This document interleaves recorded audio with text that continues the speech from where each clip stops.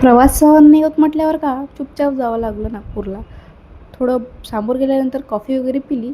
त्यानंतर थोडं बरं वाटलं. समोर जाताच भूक पण लागली होती, तर एका रेस्टॉरंटमध्ये थांबून आम्ही डोसा वगैरे खाल्ला. आता छानपैकी पेटपूजा झाली, त्यानंतर निघालो नागपूरसाठी.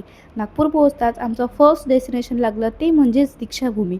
आम्ही लग्नानंतर पहिल्यांदाच आलो होतो आणि मी तर लिटरली पहिल्यांदाच आली दीक्षाभूमीला, म्हणून मी खूप खुश होती. समोरून प्रवेशद्वार बंद होतं म्हणून आम्ही मागच्या मार्गी गेलो.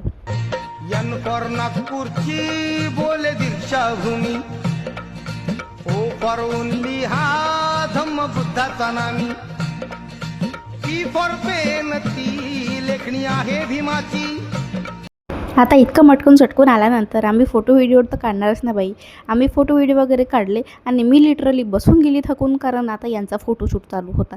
ह्या लोकांचा फोटोशूट संपल्यानंतर आम्ही निघालो कामटीसाठी आणि पुढे काय काय बघितलं ते नेक्स्ट व्हिडिओमध्ये पहा.